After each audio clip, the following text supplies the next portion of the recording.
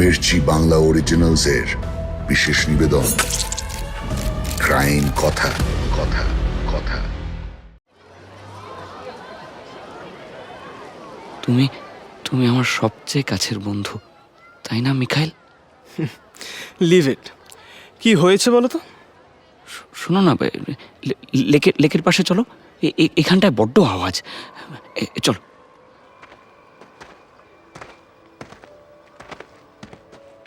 Mikhail, হ্যাঁ বলো। দাদুর কথা মনে পড়ে তোমার? Of course. I miss that old man. কি হয়েছে আলেকজান্ডার? All good?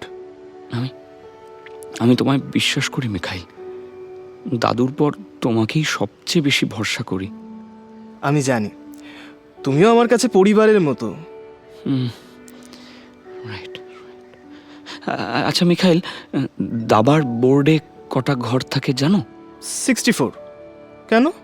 ইয়েস, 64, 64। দাদু কি বলতো জানো?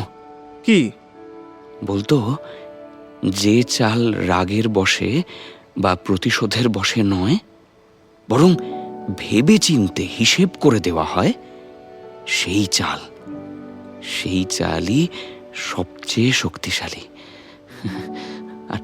আর মানুষের ক্ষেত্রেও একই নিয়ম। কি বলছো? কিছুই বুঝতে পারছি না। মিখাইল, মাত্র 64টা ঘর, তাই গুনে গুনে 64টা খুন, 64 মার্ডার্স। ব্যাস, তারপরেই সব বন্ধ। Promise, I promise. হোয়াট? কথাটা শুনে চমকে উঠল মিখাইল। ঘুরে তাকালো তার ছোটবেলার বন্ধু আলেকজান্ডারের দিকে। ও দেখতে পেল অ্যালেক্সের চোয়াল শক্ত হয়ে উঠেছে, চোখে ফুটে উঠেছে প্রবল আক্রোশ। এ কোন উন্মাদ তার পাশে দাঁড়িয়ে আছে? অ্যালেক্সের এই রূপ আগে কখনো দেখেনি মিখাইল। একে আটকানোর সাধ্য কি মিখাইলের আছে? নমস্কার, আমি সোমাদিত্য। আপনারা শুনছেন ওয়ার্ল্ড ক্রাইম, যার সব চরিত্র কাল্পনিক নয়। অপরাধকে গৌরবান্বিত করা আমাদের উদ্দেশ্য নয়, বরং অপরাধ সম্পর্কে মানুষকে সচেতন করতেই এই কাহিনী আপনাদের শোনাচ্ছি। আজকের গল্প এক সিরিয়াল কিলারের, আবার জিনিয়াসেরও বটে। একজন সিরিয়াল কিলারকে জিনিয়াস বলছি কেন? কারণ দাবার প্রতি ছিল তার প্রবল আসক্তি। দাবায় তাকে মাত করার মতো সাধ্য অন্তত তার পরিচিত মানুষগুলোর কখনোই ছিল না। সেই দাবা খেলা থেকেই তার মধ্যে তৈরি হয় এক বিকৃত বিশ্বাস, যার ফলে জন্ম হয়েছিল এমন একজনের, যাকে দুনিয়া আজ চেনে দ্য চেস বোর্ড কিলার হিসেবে। এই চেস বোর্ড কিলারের আসল নাম আলেকজান্ডার পিচুশকিন। তার বাড়ির কাছেই বেটসা পার্ক নামক একটি জায়গায় সে ঘটিয়েছিল একের পর এক হত্যাকাণ্ড। অথচ তার নাগাল পেতে রাশিয়ান পুলিশ হিমশিম খেয়েছিল। শেষে এই নৃশংস হত্যাকারী ধরা পড়ে একটি মামুলি চিঠির সাহায্যে। এই সমস্ত ঘটনাই আজ খুলে বলবো আপনাদের। ওয়ার্ল্ড ক্রাইমের নতুন পুরনো আরও অনেক এপিসোড শুনতে আর নোটিফিকেশন পেতে সাবস্ক্রাইব করুন মির্চি বাংলা ইউটিউব চ্যানেলে, ক্লিক করুন বেল আইকনে। তাহলে চলুন গল্প শুরু করা যাক।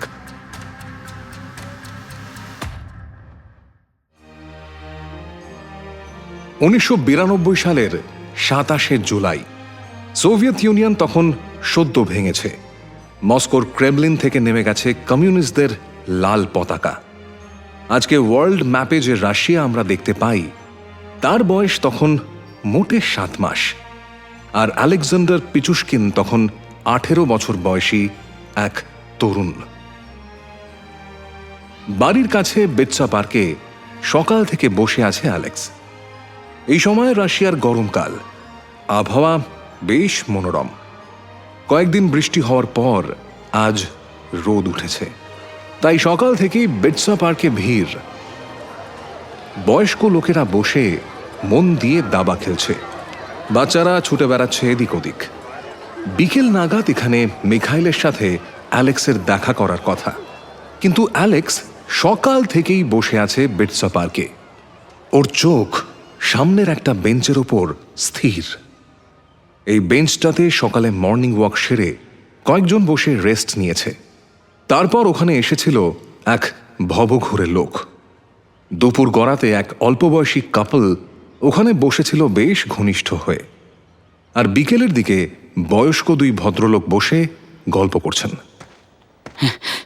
এমন সময় পিছনে পায়ের শব্দ পেয়ে ঘুরে তাকালো অ্যালেক্স। তার পিছনেই এসে দাঁড়িয়েছে মিখাইল। ঠিক ঠিক সময় এসেছো। এভাবে এখন ডেকে পাঠালে? আর বলছি বলছি এত তাড়া কিসের? ওই দিকটায় তাকাও। কোন দিকটায়? ওই যে ওই পাইন পাইন গাছের পিছনের বেঞ্চটা, মনে আছে? মনে আছে মিখাইল? ইয়র্গেই ধাক্কা মেরে আমাকে ফেলে দিয়েছিল। হ্যাঁ, বেঞ্চে তোমার মাথাটা গিয়ে লেগেছিল, রক্ত তো বেরিয়েছিল ভীষণ। বাবা, চোখের সামনে সব অন্ধকার হয়ে গিয়েছিল। হ্যাঁ, আমার মনে আছে মিখাইল, ইয়র্গেইকে সেদিন তুমি চড় মেরেছিলে। বেশ করেছি। তোমাকে ধাক্কা দেবে কেন ওভাবে? তুমি তুমি সবসময় আমার খুব ভালো বন্ধু মিখাইল। ওদের দুজনের এর পরের কথোপকথন আপনাদের আগেই শুনিয়েছি। আচ্ছা মিখাইল, দাবার বোর্ডে কটা ঘর থাকে জানো? 64। কেন? ইয়েস, 64, 64। দাদু কি বলতো জানো? কি বলতো, যে চাল রাগের বশে বা প্রতিশোধের বশে নয়, বরং ভেবে চিনতে হিসেব করে দেওয়া হয়, সেই চালই সবচেয়ে শক্তিশালী। আর আর আর মানুষের ক্ষেত্রেও একই নিয়ম। কি বলছো? কিছুই বুঝতে পারছি না। মিখাইল, মাত্র 64টা ঘর, তাই গুনে গুনে 64টা খুন, 64 মার্ডার্স। ব্যাস, তারপরেই সব বন্ধ। Promise, I promise. 64 জনকে খুন করার কথাটা শুনে পাথরের মতো দাঁড়িয়েছিল মিখাইল। তারপর বিস্ময় কাটিয়ে বলল, হোয়াট? কি যাতা বলছো? আমি আবারও বলছি, পাগলামি করো না। দাবা আর মানুষ কখনো এক হয়? তুমিও আমাকে পাগল বলছো মিখাইল? তুমি জানো না, মানুষ ঘুঁটির মতো, কেউ রাজা কেউ সৈন্য, শেষে সবাইকেই বোর্ড থেকে সরে যেতে হয়। শান্ত হও, মাথা ঠান্ডা করো। তুমি বাড়ি যাও, পরে এই নিয়ে কথা বলবো আমরা, কেমন? পরে পরে পরে পরে আর আর আর কত পরে? আর কত? তুমি তুমি তুমি প্রমিস করেছিলে মিখাইল, সারা জীবন আমার সঙ্গে থাকবে। হ্যাঁ করেছিলাম, কিন্তু এটা মানুষ খুন, এটা ভীষণ অন্যায়। কিসের অন্যায়? হ্যাঁ, কিসের অন্যায়? শোনো শোনো মিখাইল, সব খুঁটির ভাগ্য আগে থেকেই ঠিক হয়ে থাকে। কেউ রাজা, কেউ সৈন্য, আর কেউ শুধু অস্বাভাবিক শান্ত দেখাচ্ছিল আলেকজান্ডারকে। এতদিনের বন্ধুত্বে এই প্রথম তাকে দেখে প্রচন্ড ভয় করছিল মিখাইলের। 64টা দাবার ঘুঁটি, তাই 64টা মানুষকে শেষ করে দিতে হবে, এই ছিল গোটা অঙ্ক। কিন্তু এমন অঙ্ক তো ক্লাসে পড়ানো হয় না। এই অঙ্ক বেরোতে পারে একজন সাইকোপ্যাথের মাথা থেকেই। মিখাইল উত্তর দিল, দেখো, শেষবার বলছি, আমি মাথা থেকে সরাও এসব। আমার দ্বারা এসব হবে না। কিন্তু কিন্তু কিন্তু তুমি যে আমার সবচেয়ে ভালো বন্ধু মিখাইল। এই কথাটা বলে চুপ করে যায় আলেকজান্ডার। কিছুক্ষণ আগেও তার চোখে ছিল জেদ, কিন্তু এবার সেখানে হঠাৎই নেমে এসেছে অদ্ভুত এক শান্তি। এখন সন্ধে নামছে, বেটসা পার্ক শান্ত হয়ে আসছে ক্রমশ। শেষবারের মতো প্রশ্ন ছুড়ে দিল আলেকজান্ডার, কিন্তু তুমি তাহলে সত্যি আমার পাশে থাকবে না? তাই তো মিখাইল। পাশে আছি, পাগলামিতে নেই। বাড়ি যাব, দেরি হয়ে যাচ্ছে। বেশ, যাও, বাড়ি যাও। মন খারাপ নিয়েই বাড়ির দিকে পা বাড়ালো। অ্যালেক্স তাকে ভুল বুঝছে। সে তো অ্যালেক্সের ভালোই চায়, কিন্তু তা বলে মানুষ খুন? এসব ভাবতে ভাবতেই একটা অন্য সম্ভাবনা মাথায় আসে মিখাইলের। অ্যালেক্স যদি জেদের বসে আজকেই কিছু করে বসে, ও মনে মনে ভাবল। আলেকজান্ডারকে এখানে ফেলে রেখে যাওয়া ঠিক হবে না। বাঁ দিকের বাঁকটা নেওয়ার আগে পিছনে ফিরতে গেল মিখাইল, কিন্তু পারল না। আচমকা পিছন থেকে তার উপর ঝাঁপিয়ে পড়ল আলেকজান্ডার। ওর হাতে একটা মোটা দড়ি, সেটা দিয়ে ও চেপে ধরল মিখাইলের গলা। কিছু বুঝে ওঠার আগেই মাটিতে পড়ে গেল মিখাইল। কি করছো আলেকজান্ডার? ছাড়ো আমাকে। somebody help me, help! তুমি আমাকে ঠকিয়েছো মিখাইল। বিশ্বাসঘাতকতার শাস্তি একমাত্র মৃত্যু। আমি তোমার ভালো চাই। আমি তোমার ভালো চাই। তুমি আমার বন্ধু, আমার বিশ্বাসঘাতক, ট্রেটার। প্লিজ আলেকজান্ডার, আমার দম বন্ধ হয়ে আসছে। আমি আর পারছি না। Please please. Few more seconds to go, my friend. Few more seconds. Mikhail, my best friend. Alexander তখন বন্ধুর বিশ্বাসঘাতকতার রাগে অন্ধ। তার সারা দেহ কাঁপছে। মিখাইল আর লড়াই করতে পারল না। ধীরে ধীরে ছটফট করতে করতে থেমে গেল মিখাইলের দেহ। মৃত্যুর কোলে ঢলে পড়বার আগে শুধু অস্ফুট স্বরে সে বলল, অ্যালেক্স, মাই ফ্রেন্ড।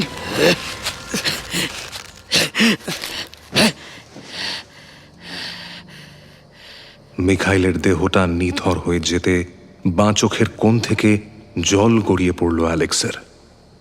কিন্তু পর মুহূর্তেই ওর চোখ জ্বলে উঠল রাগে। উঠে দাঁড়িয়ে পা দিয়ে দুবার লাথি মারল মিখাইলের দেহে। তখনও মিখাইলের চোখ খোলা। এবার হাত দিয়ে চোখের পাতা বন্ধ করে দিল অ্যালেক্স। তারপর আশেপাশে ভালো করে দেখে নেয় ও। না, কোথাও কেউ নেই। এই জায়গাটা পার্ক থেকে একটু দূরে একটা নালার পাশে। এখানটা সাধারণত ফাঁকাই থাকে। মিখাইলের প্রাণহীন দেহটা কোলে তুলে নেয় আলেকজান্ডার। মনে মনে ভাবে, আরে মিখাইল, যদি ছেলেটা একটু কথা শুনতো আমার। আরে। এরপর মাথার ভেতর অঙ্ক কষে নেয় ও। বাকি মাত্র আর 63টা খুন। তারপরেই স্বপ্ন পূরণ। পাশেই পচা নালার দিকে চোখ যায় অ্যালেক্সের। এক মুহূর্ত না ভেবে ছোটবেলার প্রিয় বন্ধুকে শেষবারের মতো একবার দেখে নালায় ছুঁড়ে ফেলে দেয় ও। নালার জলে ঢেউ ওঠে। সেই ঢেউয়ের দিকে খানিকক্ষণ তাকিয়ে থাকে অ্যালেক্স। তারপর বলে, বিদায় মিখাইল, বিদায় প্রিয় বন্ধু। Take care, rest in piece.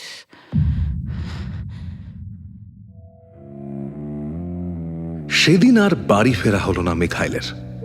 পরিবার পুলিশে অভিযোগ জানালো। তদন্তের দায়িত্ব পড়ল অফিসার আন্দ্রে সুপ্রুনেকোর ওপর। তার বয়স 35-36-এর কাছাকাছি। লম্বা সুঠাম দেহ, তীক্ষ্ণ দৃষ্টি। তদন্তের শুরুতেই প্রত্যক্ষদর্শীদের থেকে বয়ান নিল আন্দ্রে। সেই বয়ান অনুযায়ী ও বুঝল, গায়েব হওয়ার ঠিক আগের মুহূর্তে মিখাইলকে দেখা গিয়েছিল আলেকজান্ডার পিচুস্কিনের সঙ্গে। তারপর আলেকজান্ডার অবধি পৌঁছতে বেশি সময় লাগলো না তার। যদিও মিখাইলের দেহ তখনও খুঁজে পায়নি পুলিশ। 30 জুলাই 1992 সন্ধে 7টা। নিজের ঘরেই চুপচাপ শুয়েছিল আলেকজান্ডার। দরজায় কড়া নাড়ার শব্দে চমক ভাঙল তার। ভেতরে কে আছেন? আরে দরজাটা একটু খুলুন, প্লিজ ওপেন দ্য ডোর। আলেকজান্ডারের মা নাতালিয়া উত্তর দিলেন, কে? Moscow police. What happened officer? Alexander আছে? হ্যাঁ আছে, কিন্তু কি হয়েছে? ওকে এক্ষুনি থানায় যেতে হবে। কিন্তু কেন অফিসার? আপনার ছেলের বন্ধু মিখাইল মিসিং, সেটা নিশ্চয়ই জানেন। হ্যাঁ, সে বিষয়ে কিছু জিজ্ঞাসাবাদ করার আছে। কিন্তু এমন সময় সেখানে এসে দাঁড়ায় অ্যালেক্স। ও বলে, মা, চিন্তা করো না, মিখাইলকে খুঁজে বের করা তো আমারও দায়িত্ব। বলো, ওনারা যখন বলছেন তখন থানায় যাচ্ছি, তুমি কোনো চিন্তা করো না। বাধ্য ছেলের মতো প্রতিবাদ না করেই থানায় হাজির হয় আলেকজান্ডার। অফিসার আন্দ্রে বলল, বসো। হ্যাঁ, থ্যাংক ইউ। জল খাবে? No thank you. মিখাইলকে চেনো? হ্যাঁ, মিখাইল মিখাইল তো আমার ছোটবেলার বন্ধু।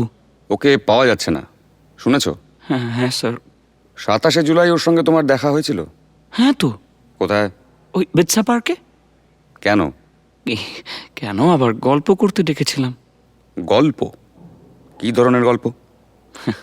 এই ফিউচার প্ল্যানিং, মানে দাবা খেলতে আমরা দুজনেই ভালোবাসি, তাই সেটা নিয়ে কিভাবে এগোনো যায় এইসবই আলোচনা করছিলাম। তারপর? তারপর কি অফিসার, ও চলে গেল, আমিও বাড়ি চলে এলাম। এটাই তোমার পুরো গল্প? 3 জন সাক্ষী বলছে তোমাদের মধ্যে তর্ক হচ্ছিল। তো স্যার, বন্ধুদের মধ্যে তর্ক তো হতেই পারে। তা তো হতেই পারে, কিন্তু সমস্যা হচ্ছে এর পরেই তোমার বন্ধু মিসিং। অফিসার, সেটাই তো আপনাদের কাজ, তাই না? মানে মিসিং কাউকে খুঁজে বের করা। তর্ক করছো? না স্যার। তোমার বেস্ট ফ্রেন্ডকে পাওয়া যাচ্ছে না, অথচ লোক আছেও। তোমার চোখে কোনো উদ্বেগ নেই? এ কি স্যার, শুধুমাত্র কাঁদলেই কি এটা বোঝা যায় যে মানুষ কষ্টে আছে? অন্য কোনোভাবে ডোন্ট অ্যাক্ট স্মার্ট আলেকজান্ডার। শেষবার জানতে চাইছি, বলো কি করেছো ওর সঙ্গে? স্যার, স্যার আপনি অকারণে আমার উপর রেগে যাচ্ছেন। স্যার, ওকে খুঁজে বের করুন। হ্যাঁ, এইখানে সময় নষ্ট করবেন না। হ্যাঁ, আই হ্যাভ নো আইডিয়া। বেশ কিছুটা সময় ধরে প্রশ্ন করে চলল আন্দ্রে, কিন্তু আলেকজান্ডারের চোখে মুখে ভাবনার লেশ মাত্র নেই। যেন থানায় নয়, দাবার বোর্ডের সামনে বসে আছে ও। দুজনের মধ্যে তর্ক হওয়ার পর কি হয়েছে সেটা অ্যালেক্সের থেকে কোনোভাবেই বের করতে পারল না অফিসার। তখন সিসিটিভি নেই, এদিকে বডি পাওয়া যায়নি, আর প্রমাণ ছাড়া একজনকে ও আটকে রাখবে কিসের ভিত্তিতে? টানা জিজ্ঞাসাবাদের পর অ্যালেক্সকে ছেড়ে দিতে বাধ্য হলো আন্দ্রে, কিন্তু তার বহু বছরের অভিজ্ঞতা বলছে ছেলেটা কিছু একটা লুকোচ্ছে। অবশ্য সন্দেহের বশে তো আর কাউকে জেলে রাখা যায় না। এরপর মাসখানেক কেটে গেল, মিখাইলের কোনো হদিশ মিলল না। আর আলেকজান্ডার, সে জীবনে প্রথমবার বুঝল মানুষের মৃত্যু এতটা সুখ আনতে পারে। প্রমাণের অভাবে সেদিন মুক্তি না পেলে হয়তো ইতিহাসের পাতায় এত ভয়ঙ্কর এক খুনির কথা কোনোদিন লেখাই হতো না। নিজের প্রিয় বন্ধুর হত্যা ছিল অ্যালেক্সের কাছে নেহাতি হাতে খড়ি। রক্তের স্বাদ যে একবার পেয়েছে তাকে কি আর এত সহজে দমানো যায়? চলুন এবার আপনাদের শোনাই কে ছিল এই আলেকজান্ডার পিচুস্কিন, কেন তার দাবার প্রতি এমন আসক্তি ছিল এবং মানুষ খুন করার এমন নেশা তাকে পেয়ে বসেছিল। আপনাদের নিয়ে যাই অ্যালেক্সের ছোটবেলায়। সালটা 1974। যে সময়টার কথা আপনাদের বলছি, সোভিয়েত ইউনিয়ন তখনও ভাঙেনি। রাস্তায় রাস্তায় দেখা যেত লাল পতাকা। তখনও কেউ জানত না এই শহরেই জন্ম নিতে চলেছে ইতিহাসের অন্যতম ভয়ঙ্কর খুনি।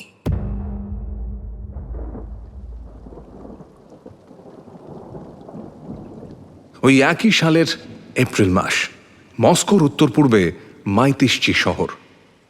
আজ 9 তারিখ।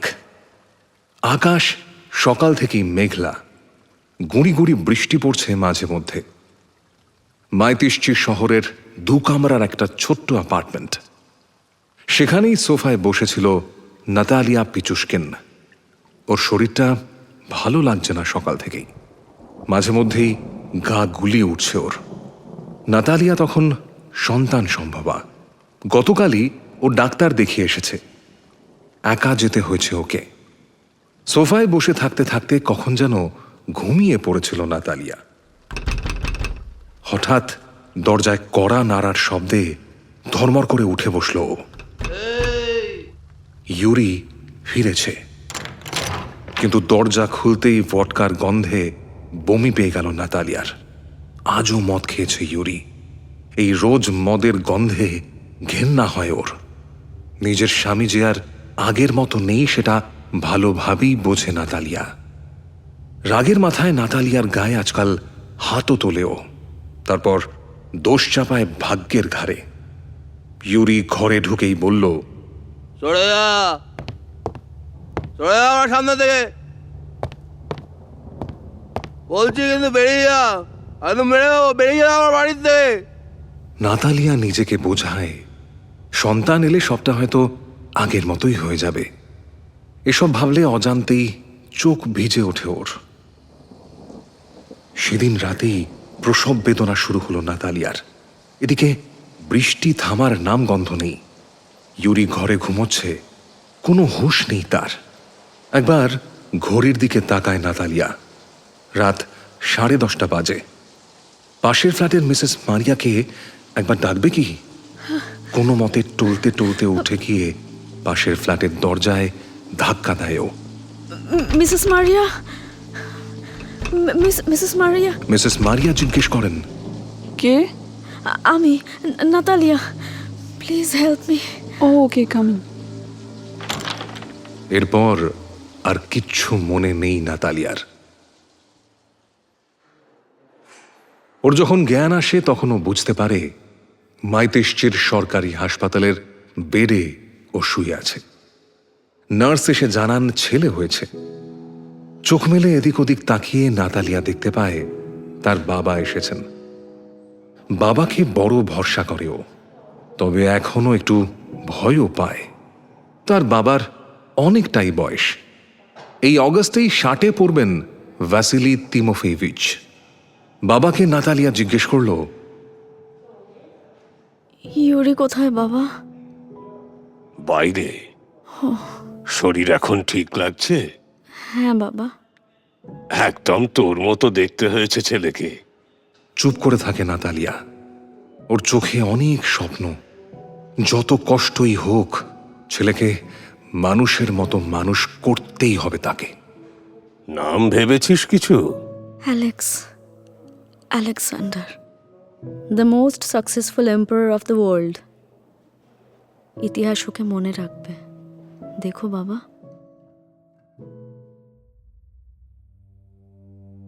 এরপর কেটে গেল একটা বছর। আর 5টা শিশুর মতোই মাইতিশ্চি শহরতলিতে বড় হচ্ছিল আলেকজান্ডার। হালকা বাদামি চুল, নীল চোখ, প্রতিবেশীদেরও বড় প্রিয় অ্যালেক্স। ইউরি কিন্তু এই 1 বছরে এক ফোঁটাও বদলালো না। ভডকার আসক্তি ক্রমেই সংসার থেকে দূরে টানছিল তাকে। রোজ রাতেই স্ত্রীর উপর প্রচন্ড অত্যাচার চালাতো সে। বেশ করেছি মদ খেয়েছি, বেশ করেছি, ওই মদ খাবো। কি করবি, কি করবি রে? সেসব দেখে চিৎকার করে কাঁদত ছোট্ট আলেকজান্ডার। নাতালিয়াও ক্লান্ত হয়ে পড়ল। একে বছর খানেকের ছেলে, তার উপর মদ্যপ স্বামীর অত্যাচার। আর কতদিন যে এই নরক যন্ত্রণা তাকে ভোগ করতে হবে সেটা জানত না নাতালিয়া। সালটা 1975। ছোট্ট অ্যালেক্স তখন কথা বলে আধো আধো। এমনই এক সময় ঘটে গেল ঘটনাটা। ইউরি স্ত্রী সন্তানকে ফেলে রেখে চলে গেল বাড়ি ছেড়ে। নাতালিয়া আর উপায় না দেখে তার বাবাকে আসতে বলল নিজের বাড়িতে। ভ্যাসিলি এসে প্রশ্ন করল, ইউরির কোনো খোঁজ পেলে? না বাবা, কেউ কিচ্ছু জানে না। পুলিশে জানিয়েছ? হ্যাঁ, খুঁজছে কিন্তু চিন্তা করো না, কিচ্ছু হবে না। তুমি আর অ্যালেক আমার কাছে এসে থাকতে পারো। প্রথমেই রাজি হলো না নাতালিয়া, কিন্তু 3 দিন কেটে যাওয়ার পরেও ইউরির কোনো খোঁজ মিলল না। এভাবে কেটে গেল কয়েক মাস। নাতালিয়া আবার প্রায় নিশ্চিত হয়ে যায় যে ইউরি আর ফিরবে না।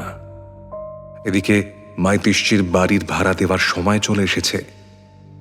বাধ্য হয়েই সেই বাড়ি ছেড়ে দেয় নাতালিয়া। ছেলেকে নিয়ে চলে আসে লেনিনস্কি স্ট্রিটে, মস্কোর দক্ষিণ পশ্চিমে। সস্তার একটা 2 কামরার ফ্ল্যাট জোটে সহজেই।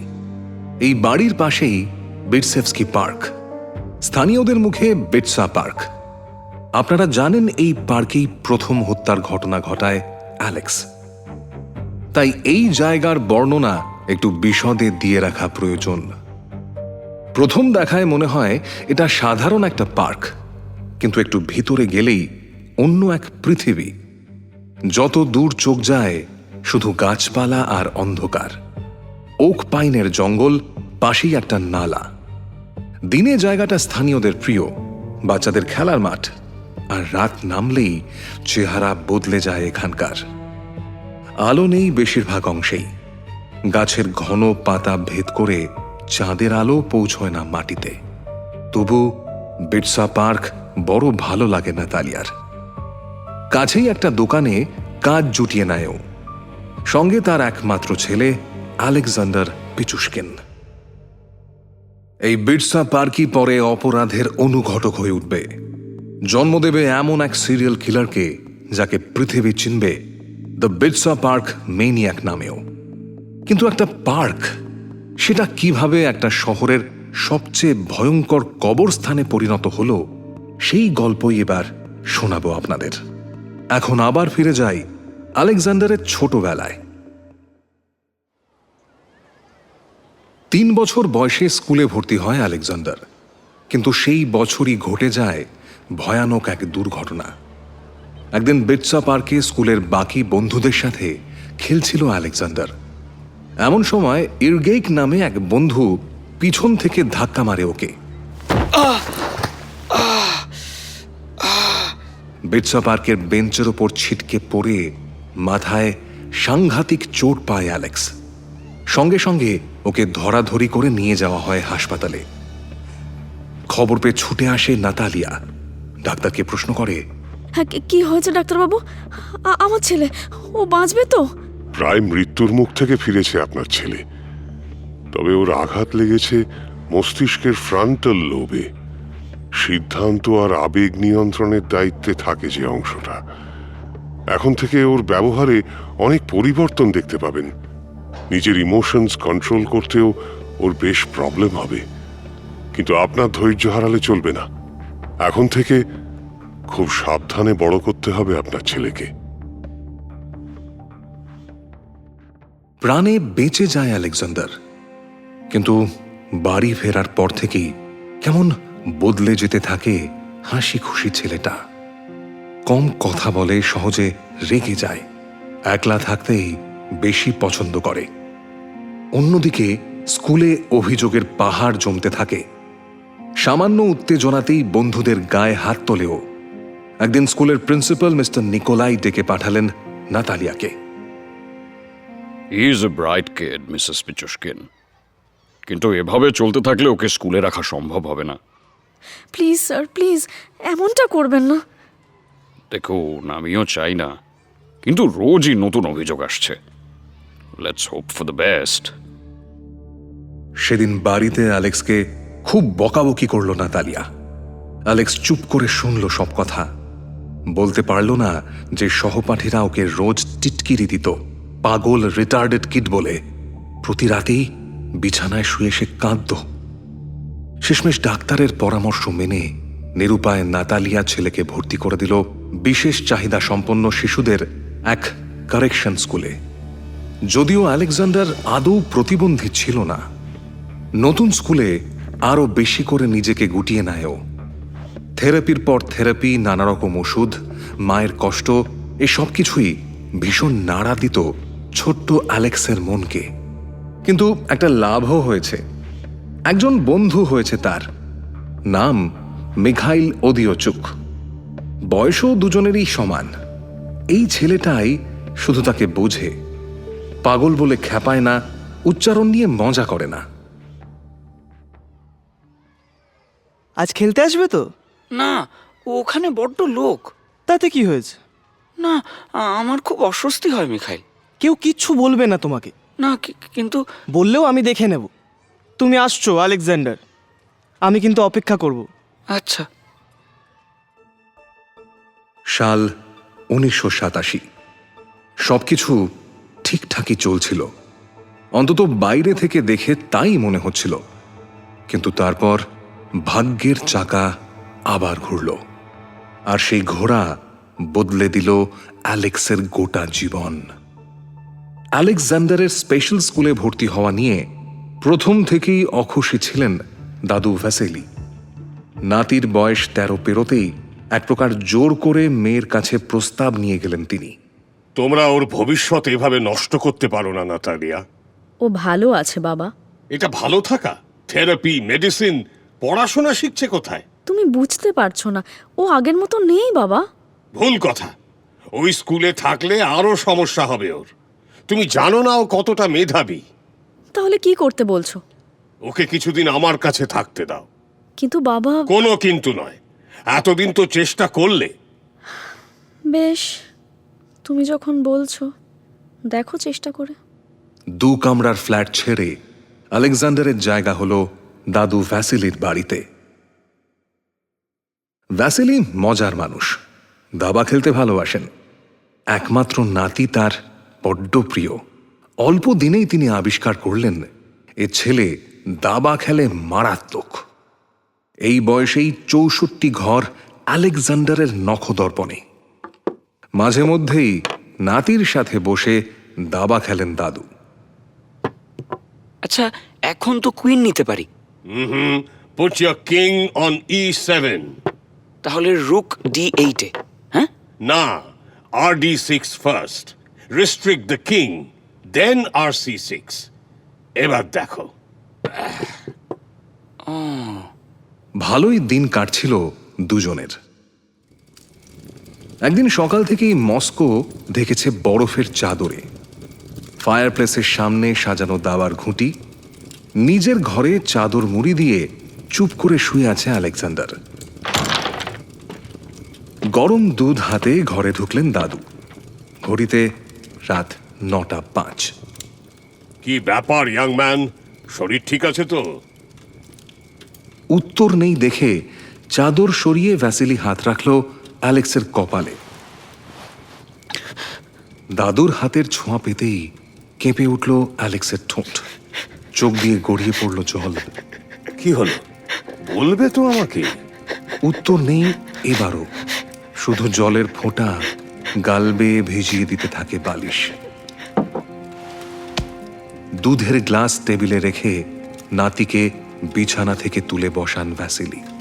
চুলে হাত বুলিয়ে দিয়ে হাতে দুধের গ্লাস তুলে দিতেই কান্নায় ভেঙে পড়ে 13 বছরের ছেলেটা। দাদুকে জড়িয়ে ফোঁপাতে থাকে ও।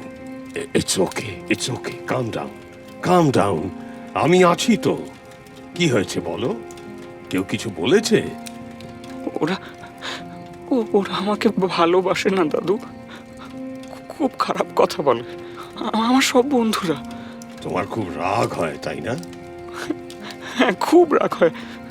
আর রাগ হলে সবাইকে মারতে ইচ্ছে করে। ওরাই তো আগে আমাকে মারতে শুরু করে। তারপর তারপর তারপর আমার মাথাটা কেমন একটা করে ওঠে। মনে হয় ওদের। কি মনে হয় বলো? উত্তর দেয় না অ্যালেক্স। দুধের গ্লাস হাতে চুপ করে বসে থাকে ও, দৃষ্টি ফায়ারপ্লেসের দিকে, চোখের পাতা জলে ভেজা। চেস বোর্ডটা কাছে টেনে একটা ঘুঁটি এগিয়ে দেন দাদু। মুহূর্তেই ঝিলিক খেলে যায় আলেকজান্ডারের গোটা মুখে। দাবায় সবচেয়ে শক্তিশালী চাল কি জানো? কুইনের মুভমেন্ট। না, তাহলে যে চাল রাগের বশে বা প্রতিশোধের বশে নয়, ভেবে চিনতে হিসেব করে দেওয়া হয়, সেই চালই সবচেয়ে শক্তিশালী। ভ্যাসিলি জানতেন না এই একটা বাক্যই একদিন ৬০ জন মানুষের মৃত্যুর কারণ হবে।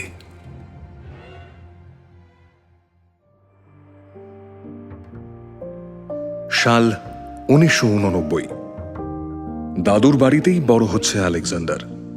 এই ২ বছরে জীবনে কিভাবে চলতে হয় সেটা এখন ভালোই বুঝতে শিখেছে ও। বিটসা পার্কে বিকেলবেলা আজকাল প্রায়ই দেখা যায় অ্যালেক্সকে, সঙ্গে দাদুও থাকেন। দুপুর ২টোর পর থেকেই দাবার আসর বসে সেখানে। ওল্ড ম্যানস চেস গ্রুপ, সবার বয়স ৫০-এর উপরে। আলেকজান্ডার এই দলের নতুন সংযোজন। বয়স ১৫ হলে কি হবে, তার নিখুঁত চালে সকলে অবাক হয়ে যায়। দাদুর মুখে তৃপ্তির হাসি। স্পেশাল স্কুলের পাঠ ততদিনে নিজের হাতে বন্ধ করে দিয়েছেন ভ্যাসিলি। ভোকেশনাল কোর্সেও ভর্তি করিয়েছেন নাতিকে, মিখাইলের সঙ্গেই। খানিক নিশ্চিন্তও হয়েছেন ভ্যাসিলি, কিন্তু মাঝে মধ্যে তার ভয়ও করে তিনি চলে গেলে নাতিটার কি হবে। কিন্তু নাতির জন্য বিশেষ কিছুই করার সুযোগ পান না ভ্যাসিলি। তার আগেই ঘটে যায় সেই মর্মান্তিক ঘটনা। ১৯৮৯ সালের শীতকাল। সোভিয়েত ইউনিয়নের পতন আর কয়েকদিন পরেই ঘটতে চলেছে। সেদিন ঘরেই ছিল আলেকজান্ডার, সামনে দাবার বোর্ড সাজানো। ও ঘড়ির দিকে একবার তাকালো। রাত ৯:৩০। এত দেরি তো দাদু করেন না। কোথায় গেলেন তিনি? দাদু, দাদু, দাদু, ও দাদু। দাদুর ঘরে গেল অ্যালেক্স, কিন্তু দাদু তো সেখানে নেই। ঘর থেকে বেরিয়ে উদ্ভ্রান্তের মতো দৌড়লো। বাথরুমেও পাওয়া গেল না ভ্যাসিলিকে। আবারও দাদু, দাদু, দাদু। চিৎকার করে দাদুকে ডাকলো অ্যালেক্স, কিন্তু দাদুর কোনো সাড়া নেই। গোটা বাড়িতে দাদুকে না পেয়ে বাইরে বেরোতে যাচ্ছিল আলেকজান্ডার। আর তখনই বাঁদিকের বার্চ গাছটার দিকে নজর গেল ওর। দাদু, দাদু। সেদিকে ছুটতে গেল ও। চারিদিকে বরফ পড়ছে। গাছের ঠিক গুড়ির কাছে পড়ে আছেন মিস্টার ভ্যাসিলি। দাদুকে কয়েকবার ঝাঁকুনি দিয়ে ডাকার চেষ্টা করলো অ্যালেক্স। দাদু, দাদু, দাদু ওঠো, দাদু, দাদু। দাদু উঠলেন না। এবার কেঁদে ফেললো অ্যালেক্স। তারপর দৌড়ে ঘরে ঢুকে মাকে ফোন করলো। হ্যালো, হ্যালো মা, মা, দাদু, দাদু। নাতালিয়া খবর পেয়ে ছুটে এলো তার বাবার বাড়িতে। খানিক পরে ডাক্তার এসে জানিয়ে দিলেন, I am sorry, he is no more. Cardiac arrest. আমাদের কিছুই করার নেই।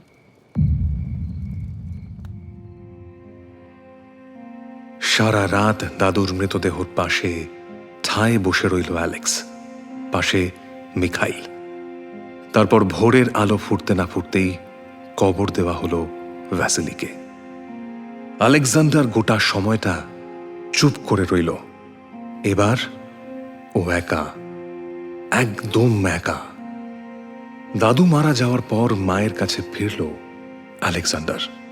সেই একই ঘর, সেই একই জানলা, আর সেই পুরনো নিঃসঙ্গতা।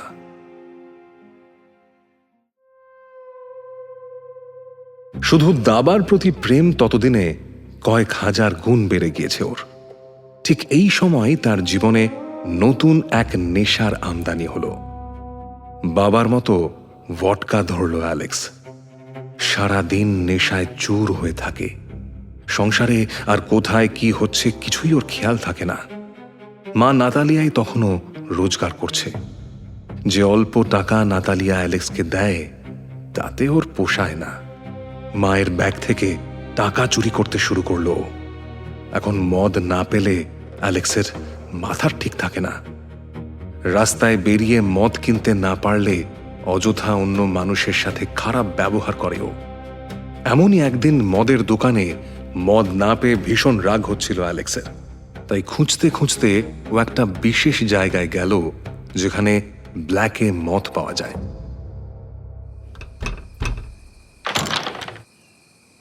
আছে কটা লাগবে? 3টে। 3000 রুবেল।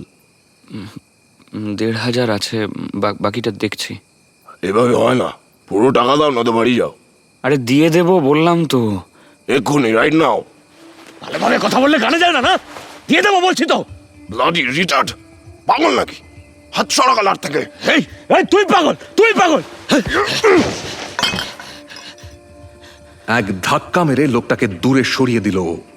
লোকটা একটু দূরে ছিটকে যেতেই মাটিতে পড়ে থাকা বোতলগুলো সযত্নে হাতে তুলে নিল অ্যালেক্স।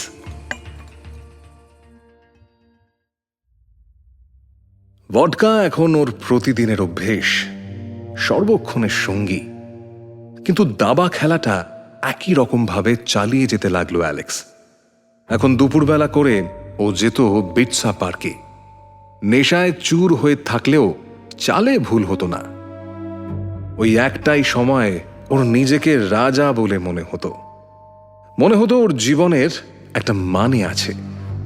প্রত্যেকে ঘিরে ধরে দেখত ওর দাবা খেলা, বাহবা জানাতো ওকে। কিন্তু দাবা অথবা মদ এসব বাদ দিয়েও আরো এক অন্ধকার নেশায় ক্রমে ডুবে যাচ্ছিল আলেকজান্ডার পিচুস্কিনের মন। রক্তের গন্ধ, অজান্তেই সেই গন্ধটাকে ও ভালোবেসে ফেলেছিল। একজন মানুষ ঠিক কখন খুনি হয়ে ওঠে সে কথা কেউ বলতে পারে না। সে কি ওইভাবেই জন্মায় নাকি তৈরি হয়? আলেকজান্ডারের ক্ষেত্রে আমরা দেখতে পাব কিছু অপমান আর তার কিছু বিকৃত বিশ্বাসের ফলে তৈরি হওয়া অন্ধকার ধীরে ধীরে জাঁকিয়ে বসে তার গোটা অবচেতনে। তারপর সে নেয় এমন এক সিদ্ধান্ত যা থেকে আর তার ফেরার কোনো সুযোগ ছিল না। নিজের জীবনটা দাবার বোর্ডের মতো করেই সাজাচ্ছিল আলেকজান্ডার। ও জানতো প্রথম চাল থেকেই খেলা শুরু হয় না, তার আগে থাকে দীর্ঘ রিসার্চ, প্রতিপক্ষকে বোঝা, মেপে মেপে ঘুঁটি সাজানো, তারপর সুযোগ বুঝে এক মোক্ষম চাল।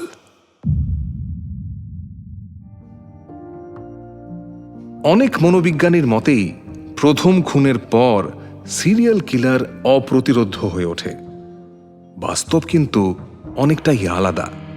অনেকেই থেমে যায়, কেউ ভয়ে, কেউ সুযোগের অভাবে। আলেকজান্ডারও থেমেছিল। মিখাইলকে মারার পর বেশ কয়েকটা বছর অন্তরালেই ছিল। বাড়ির কাছে একটা সুপারমার্কেটে কেয়ারটেকার হিসেবে চাকরিতেও যোগ দেয় অ্যালেক্স।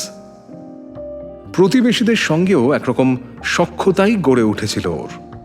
তারা ওকে চিনত একজন অন্তর্মুখী লাজুক ছেলে হিসেবে। কিন্তু গল্প যে এখানে শেষ নয়, এখান থেকেই শুরু আসল খেলা। মিখাইল ছিল সে খেলার প্রথম চাল। 90 দশকের শেষ ভাগ। আগেই বলেছি নতুন দেশ হিসেবে রাশিয়ার জন্ম হয়েছে, কিন্তু সে দেশের অর্থনীতির অবস্থা তখন শোচনীয়। সোভিয়েত আমলের বড় বড় কারখানা রাতারাতি বন্ধ। রাজধানীর রাজপথে বেকার ভবঘুরেদের ভিড়। 18 বছরের মিখাইলকে নিয়ে কারো মাথা ব্যথা নেই। পুলিশের খাতায় সে তখনও মিসিং পারসন। এই অবস্থাতেই রাশিয়া এক ঐতিহাসিক সিদ্ধান্ত নেয় যে কাউন্সিল অফ ইউরোপে যোগ দেবে তারা। কিন্তু এই কাউন্সিলে যোগ দেওয়ার শর্ত ছিল একটাই, অপরাধ যাই হোক না কেন সাধারণ মানুষের উপর মৃত্যুদণ্ড কার্যকর করা যাবে না। 1996 সালে সরকার জানিয়ে দেয় তারা কাউন্সিলে যোগ দেবে এবং ওই পথেই হাঁটবে। এই খবর পেয়ে রাশিয়ার দাগী অপরাধীরা বেশ খুশিই হয়। বাড়িতে খবরের কাগজে এই খবর দেখে মুচকি হাসে অ্যালেক্স।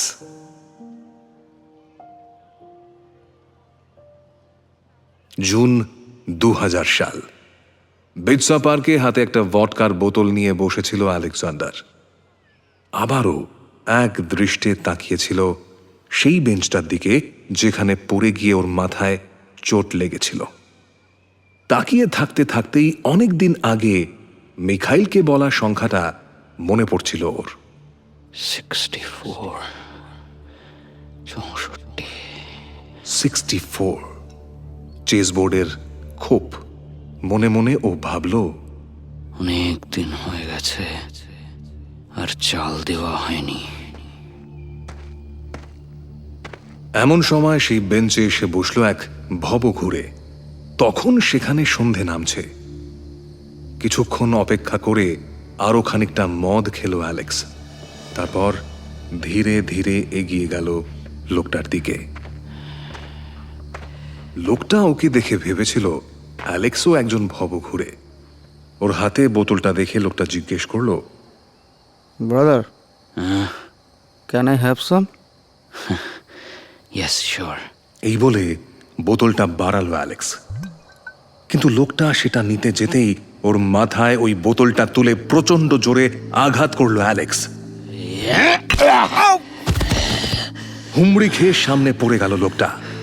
তার মাথা থেকে গল গল করে রক্ত বেরোতে শুরু করলো। বোতলটা কিন্তু ভাঙল না, সেটার গা বেয়ে তখনও রক্ত পড়ছে।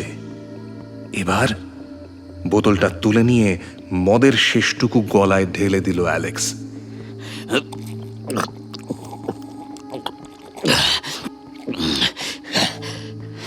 তারপর বোতলটা ছুঁড়ে দিল জঙ্গলের মধ্যে।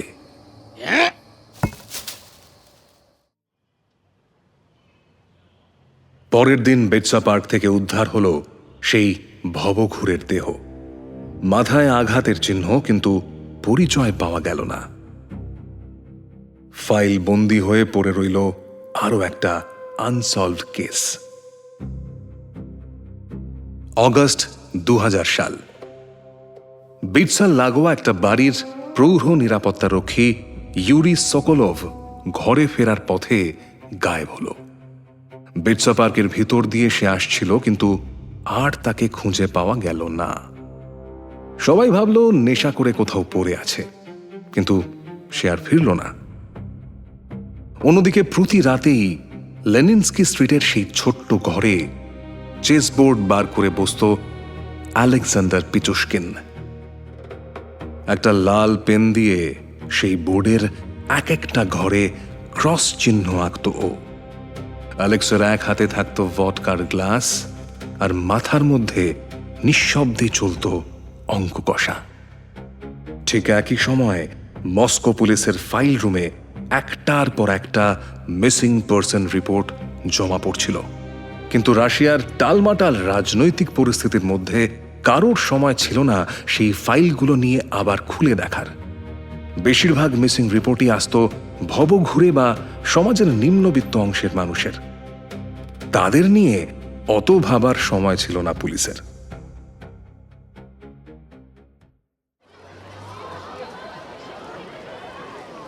মে 2001। মস্কোর আকাশ পরিষ্কার। বিটসা পার্কে ভিড়। বাচ্চারা একদিকে খেলাধুলো করছে। অন্যান্য দিনের মতোই আজও চেসবোর্ড নিয়ে হাজির আলেকজান্ডার। তার মুখোমুখি 52 বছরের গ্যারি প্রনিন। কাঁচা পাকা চুলের এই প্রৌঢ়টি আলেকজান্ডারকে বেশ পছন্দ করেন। এই তরতাজা যুবকের সঙ্গে দাবা খেলা তার অভ্যেস হয়ে দাঁড়িয়েছে বেশ কয়েকদিন ধরে। কি নিখুঁত চাল দেয় অ্যালেক্স, আর সঙ্গে ভডকার ব্যবস্থাও থাকে। Well done young man. এত ভালো খেলা শিখলে কি করে? দাদুর থেকে। কালকেও তাহলে একই সময় দেখা হচ্ছে? আর একটু বসুন না প্রনিন, তাড়া আছে? মেয়ে আর নাতনি এসেছে, ওদের জন্য কিছু উপহার কিনবো। ও বেশ। আসলে আমার মনটা একদম ভালো লাগছে না। ভালো লাগছে না? কি হয়েছে? বিটসা এবার ধীরে ধীরে অন্ধকার নামছে। ভিড় হালকা হচ্ছে ক্রমশ। ব্যাগ থেকে ভডকার একটা নতুন বোতল বার করল আলেকজান্ডার। শান্ত গলায় প্রনিনের দিকে তাকিয়ে বলল, আজকের দিনেই ও চলে গিয়েছিল। কে? My son, my dog Ivan. So sorry for your loss, Alexander. May his soul rest in peace. Vodka চলবে for for for Ivan please? Vodka? Okay young man, এত করে যখন বলছো হোক, তবে বেশি নয়। বেদসাতেই ওকে কবর দিয়েছিলাম। ওই ওই ওই যে সামনের নালাটা দেখছেন, ওটা পেরিয়ে বাঁ দিকের বড় পাইন গাছটা, তার পাশে। যাবেন একবার? Sure sure, let's go. দুজনের হাতেই তখন ভডকার বোতল। নালা পেরিয়ে হাঁটা দিল ওরা দুজন। তারপর পাইন গাছের নিচে থামল আলেকজান্ডার। প্রনিনও দাঁড়ালো ঠিক ওর পাশেই। আচ্ছা, একটা কথা বলুন তো, আপনার দাবায় হারলে রাগ হয়? তা তো একটু হয় বটেই। আমার হয় না, কারণ আমি হারি না। You are a very clever man. আচ্ছা, আপনি মৃত্যুকে কাছ থেকে কখনো দেখেছেন? হঠাৎ এই প্রশ্ন? কেমন লাগে বলতে পারেন? ডেথ ডেথ মৃত্যু। আমি বুঝতে পারছি তোমার মনটা ভালো নেই। হ্যাঁ, let's have a drink for Ivan. Cheers. Cheers. বেশ কিছুটা সময় পার হয়। বোতলও খালি হতে শুরু করেছে। মাথাটা কেমন যেন ভার লাগছে প্রনিনের। আর না, আজ আজ এইটুকুই। নাতনিটা অপেক্ষা করছে। কাল আসছি ইয়াং ম্যান। হ্যাঁ, কাল। বেশ। নেশাটা বেশ ভালোই হয়েছে প্রনিনের। দুপা এগোতেই মাথাটা ঘুরে গেল তার। হঠাৎ আলেকজান্ডারের গলা। শুনুন না প্রনিন, বলছি শেষবারের মতো একটা চিয়ার্স বলবেন না? হ্যাঁ, চিয়ার্স। হ্যাঁ, কিছু বুঝে ওঠার আগেই ভডকার খালি বোতলটা মাটিতে আছড়ে ফেলে আলেকজান্ডার। হতচকিত প্রনিন পালাতে যান। কিছুটা এগিয়েই একটা গাছের ডালে হোঁচট খান তিনি। পা পিছলে হুমড়ি খেয়ে পড়েন পার্কের একটা বেঞ্চের উপর। আর ঠিক তখনই পিছন থেকে উন্মাদের মতো ছুটে আসে আলেকজান্ডার।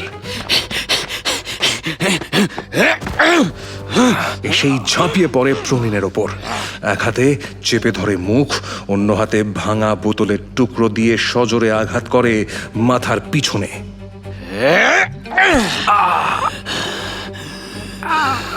প্রনিনের দেহে তখনও প্রাণ ছিল। মৃত্যু নিশ্চিত করতে রক্ত মাখা সেই ভাঙা বোতলটাই মাথার ক্ষত স্থানে ঢুকিয়ে দেয় আলেকজান্ডার। তিনবার কেঁপে ওঠে প্রৌঢ়র গোটা শরীরটা। তারপর সব শান্ত। এবার অ্যালেক্স দেহটা টানতে টানতে নিয়ে যায় ওই পচা নালাটার দিকে। তারপর উপর থেকে ফেলে দেয় ওর এতদিনের দাবা খেলার সঙ্গীকে। মোক্ষম চাল। মনে মনে নিজের কাজের প্রশংসা করে আলেকজান্ডার। পরদিন বেটসার ঘাসে রক্ত লেগে থাকতে দেখে স্থানীয়রা পুলিশে খবর দেয়। মিডিয়াও হামলে পড়ে, কিন্তু পুলিশ কোনো লিড পায় না। আর এই বৃদ্ধ মাতালকে নিয়ে তার বাড়ির লোকেরও খুব একটা আগ্রহ ছিল না। কাজেই তদন্ত খানিক দূর এগিয়ে থমকে যায়। পুলিশও আর ব্যাপারটা অতটা সিরিয়াসলি নেয় না। তাই এবারও রহস্যের কিনারা হয় না। অধরাই থেকে যায় আলেকজান্ডার পিচুশকিন।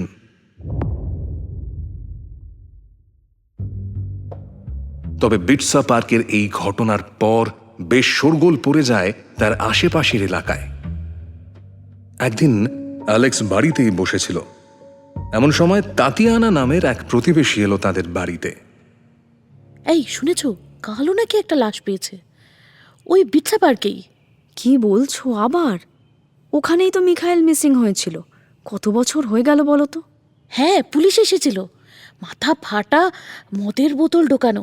কি হচ্ছে বলো তো এসব? কি জানি বাবা, খুব ভয় লাগছে আমার। যাই হোক, সাবধানে থেকো। একা কোথাও যেও না, হ্যাঁ? আমার ছেলেটাও সেদিন খেলতে যেতে চাইছিল, কিন্তু বাড়ি থেকে একা ছাড়তেই হাত পা ঠান্ডা হয়ে যাচ্ছে আমার। নিজের ঘরে বসে সবটাই শুনতে পাচ্ছিল অ্যালেক্স। ওর মুখের হাসিটা ক্রমেই চওড়া হচ্ছিল। প্রতিদিন রাতের অন্ধকারে আলেকজান্ডার বার করত ওর 64 ঘরের বোর্ড। তারপর তার উপর ক্রস চিহ্ন এঁকে দিত একটা একটা করে। পরের দিন সকালে উঠে অ্যালেক্স কাজে যেত কোনো হেলদোল ছাড়াই। অফিস করত, চেনা মানুষের সঙ্গে দেখা হলে হালকা হাসত। ততদিনে ও ধরেই নিয়েছিল এই পৃথিবীতে তাকে ধরার সাধ্য কারণ নেই। অ্যালেক্সের প্যাটার্ন ছিল একই রকমের। ভিকটিমদের বয়স আলাদা, পেশা আলাদা, কিন্তু বিটসা পার্ক কমন ফ্যাক্টর। আর ওর ভডকার নেশাও সেই একই। ভিকটিমকে মারার ধরনে তার কোনো পরিবর্তন নেই।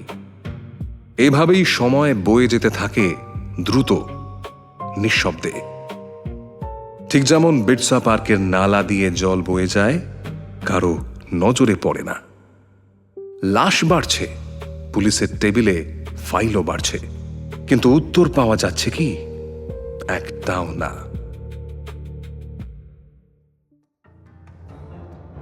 ঠিক এই সময়ে মস্কোয় আগমন ঘটে এমন একজনের, যে আলেকজান্ডারের পূর্ব পরিচিত, পুলিশ সুপার আন্দ্রে সুপ্রনেকো।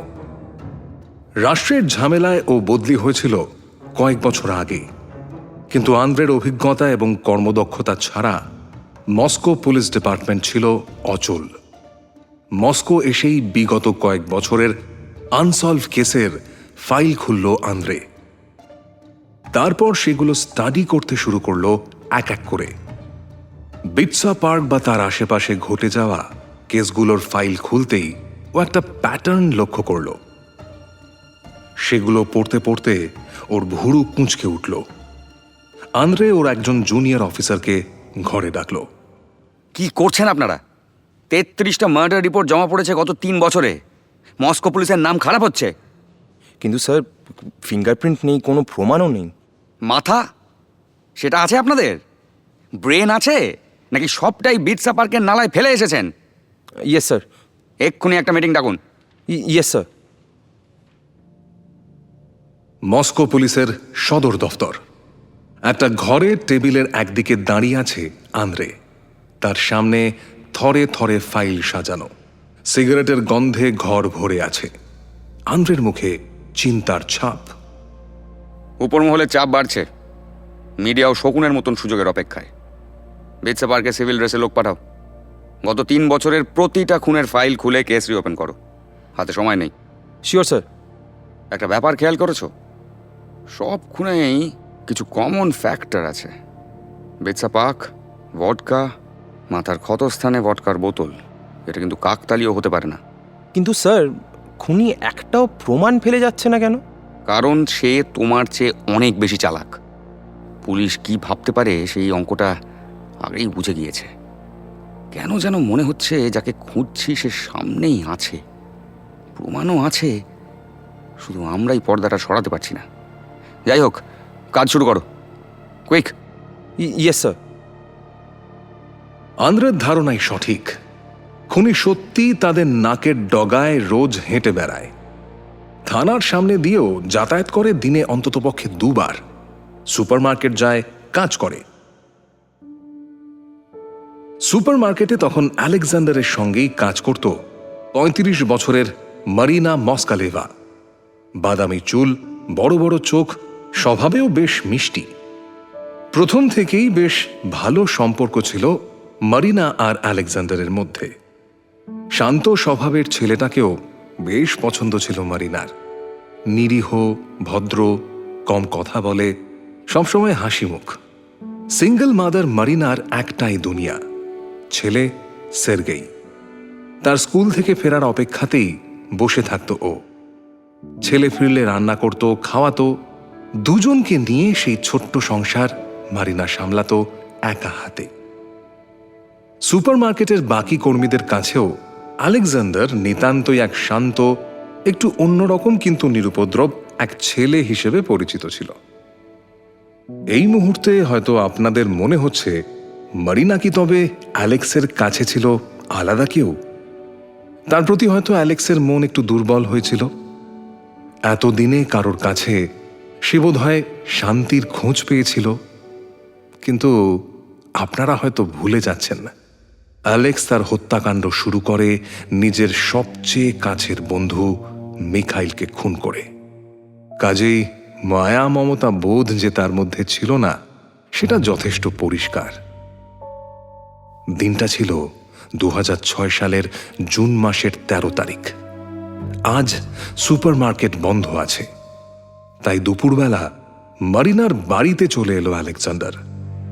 মারিনা তখন ছেলের জন্য খাবার বানাচ্ছিল, যদিও ছেলে তখনও স্কুল থেকে ফেরেনি।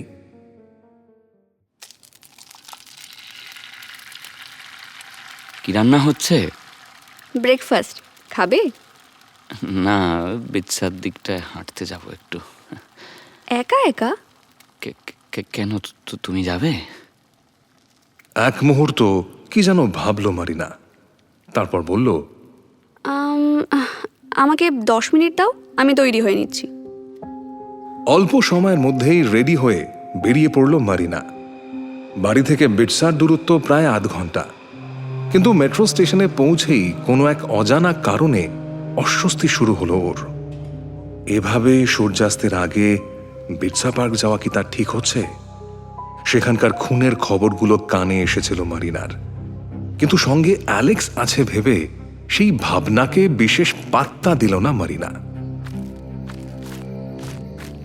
বিকেল 3:30 নাগাদ যখন দুজনে বিটসা পার্কে পৌঁছল, পার্ক তখন প্রায় ফাঁকা।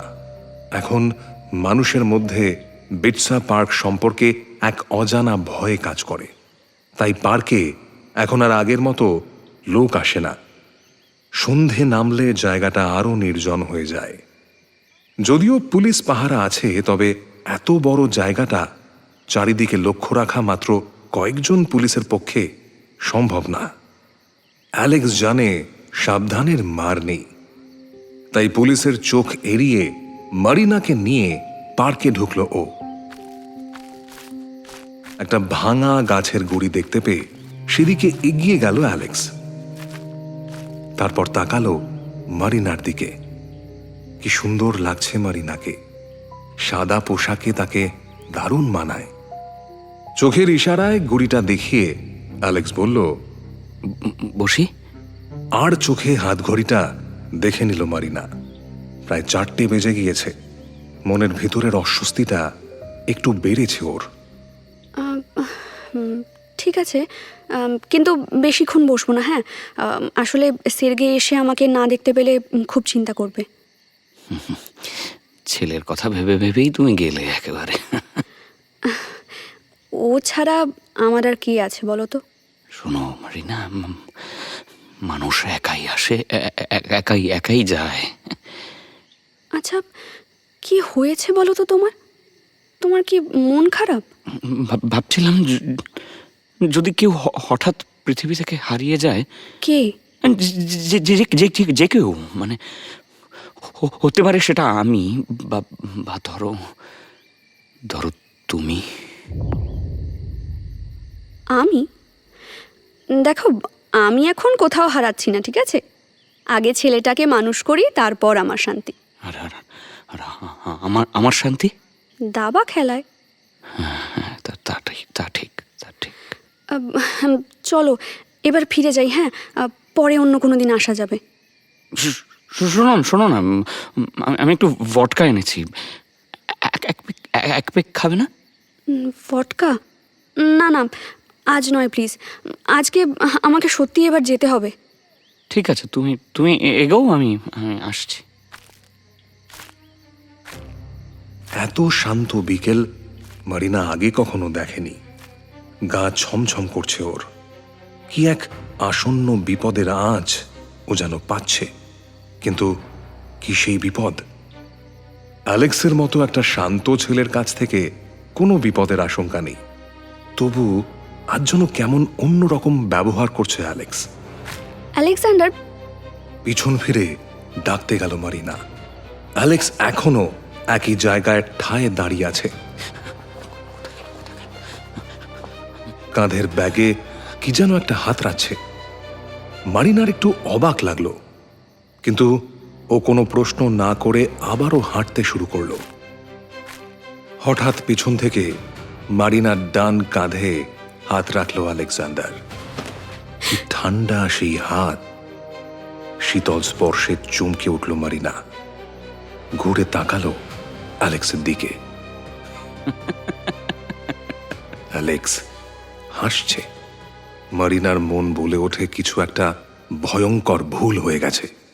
অ্যালেক্স, কথাটা আলেকজান্ডারের কানে পৌঁছয় না। ডান হাতে ধরে রাখা হাতুড়িটা ও ওঠায়, তারপর সেটা নিয়ে আসে মারিনার মাথার মাঝ বরাবর। ওর তীব্র আর্তনাদে কেঁপে ওঠে চারপাশ। মাটিতে পড়ে যায় মারিনা। ওর সাদা জামার রং বদলে লাল হতে শুরু করেছে, কিন্তু তখনও থামে না অ্যালেক্স। আবার একটা হাতুড়ির বাড়ি মারে মারিনার মাথায়। এবার মাথা ঠিক পিছনে, তারপর আবার আরো একবার।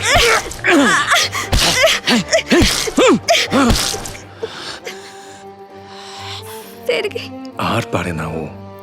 শেষ মুহূর্তে কি যেন একটা বলতে চায় মারিনা। ঠোঁট কাঁপে, কিন্তু কথা বেরোয় না। বিটসা পার্ক এখন অন্ধকার। মারিনার দেহের পাশে বসে আছে আলেকজান্ডার। রক্তের গন্ধ আজকাল বড় ভালো লাগে ওর। প্রাণ ভরে একবার শ্বাস নেয় অ্যালেক্স। আর মাত্র কয়েকটা খুন, তারপরে পূর্ণ হবে 64 হিসেব। মারিনার দেহ সরানোর কথা মনে থাকে না অ্যালেক্সের, বা হয়তো ইচ্ছে করেই বিটসার মাটিতে মারিনাকে ফেলে রেখে চলে যায় ও। মারিনার নিথর দেহটা পড়ে থাকে সবুজ ঘাসের ওপর।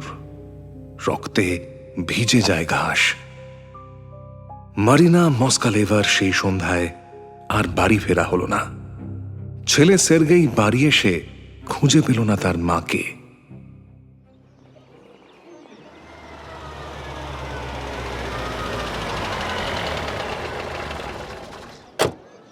পরদিন সকালে বিটসা পার্কে হইচই। আবারও উদ্ধার হয়েছে এক রক্ত মাখা দেহ। খুনের প্যাটার্ন এক, কিন্তু এবার কোনো ভব ঘুরে নয়। তরতাজা এক যুবতী, মাথা থেঁতলে গিয়েছে, চোখ খোলা। খবর পেতেই দলবল নিয়ে ঘটনাস্থলে ছুটল আন্দ্রে। নাম জানতে পারলে? খুঁজছি স্যার। তাড়াতাড়ি, কুইক। Yes sir. স্যার পেয়েছি। পকেটে ছিল অফিসের আইডেন্টিটি কার্ড। মারিনা মস্কালেভা, বয়স 35। Very good. অ্যাড্রেস? আছে স্যার। এক্সেলেন্ট। এক্ষুনি ওর বাড়ি যেতে হবে। ফরেন্সিক টিমকে বলো ইমিডিয়েটলি বডি পোস্টমর্টমে পাঠাতে।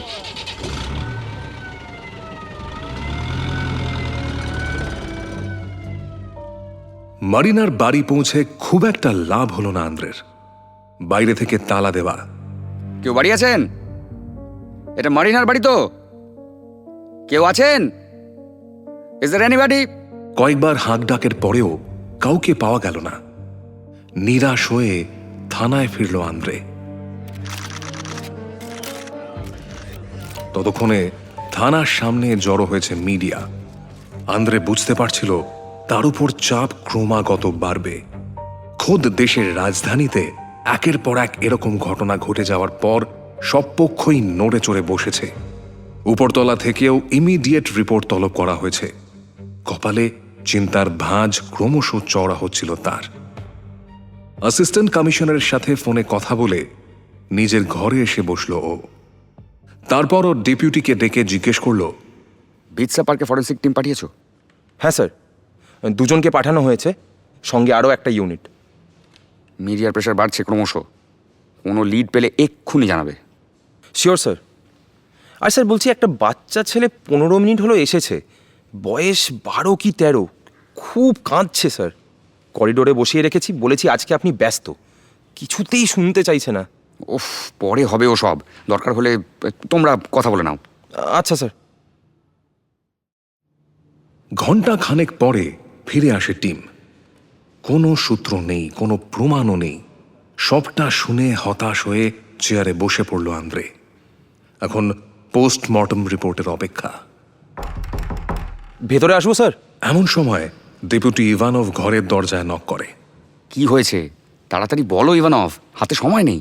স্যার, ওই ছেলেটার কথা বললাম না, ও আপনার সাথে একবার দেখা করতে চাইছে। আমার সঙ্গে? কেন? আরে বেরোতে হবে আমাকে, পোস্টমর্টমের রিপোর্ট এক্ষুনি চলে আসবে। আরে তোমরা সামলাতে পারছো না? পারতাম স্যার, কিন্তু কিন্তু কি? ও মারিনাকে চেনে। হোয়াট? হ্যাঁ স্যার, নাম ধাম কিছুই বলছে না, মুখে একটাই কথা, মারিনা মস্কালেভা। এক্ষুনি নিয়ে এসো আমার কাছে, আমি কথা বলবো। Yes sir. বাইরে এতক্ষণ বসেছিল সের্গেই, মারিনার একমাত্র ছেলে। তার চোখ মুখ ফুলে গেছে, অনিদ্রার ভাব স্পষ্ট। ইভানভ তাকে ভেতরে নিয়ে আসে আন্দ্রের ঘরে। এসো।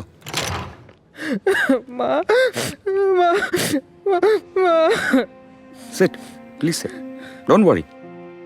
আন্দ্রে তাকে বসিয়ে প্রথমে শান্ত করে, তারপর জিজ্ঞেস করে, কি নাম? সের্গে। সের্গেই কি? সের্গে মস্কালেভা। ভুরু কুঁচকে যায় আন্দ্রের। সের্গের চেয়ারের সামনে হাঁটু গেড়ে বসে পড়ে ও। মারিনা তোমার কে হয়? আরে ভয় পেও না, আমরা সবাই আছি। জোরে ফুঁপিয়ে ওঠে ছেলেটা। আমার মা officer, Marina Moskaleva is my mother. কোনো কথা বলতে পারে না আন্দ্রে। মা যে আর নেই বাচ্চা ছেলেটা জানেই না এখনো। মায়ের সঙ্গে শেষ কখন দেখা হয়েছিল? কাল সকালে। তারপর? আমি স্কুলে গেছিলাম, ফিরে এসে দেখি মানে। কিছু বলে গিয়েছিলেন? কোথায় যাচ্ছেন, কার সঙ্গে? না না অফিসার, তবে তবে তবে কি বলো? তবে পকেট থেকে একটা কুঁচকে যাওয়া কাগজ বের করে সের্গেই। হাত বাড়িয়ে সেটা নেয় আন্দ্রে। কি এটা? চিঠি মা দিয়ে গেছিল। কাল স্কুল থেকে এসে দেখি বিছানার উপরে রাখা। তারপরে খুঁজে আমার মাকে খুঁজে দিন অফিসার, আমার মাকে খুঁজে দিন। শান্ত হও, শান্ত হও, শান্ত হও, আমরা দেখছি।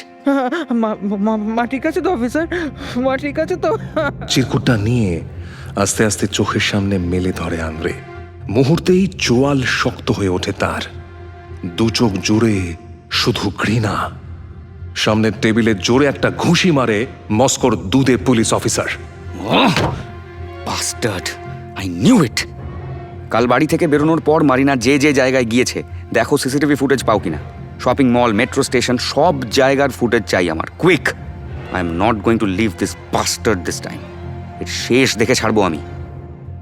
বারবার আমাকে ধোকা দেওয়া না। Now your game is over.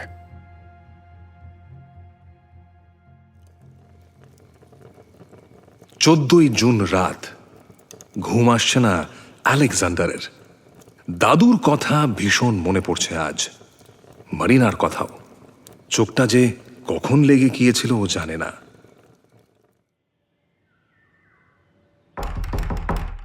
দরজায় দুমদুম আওয়াজে ধর্মর করে উঠে বসল।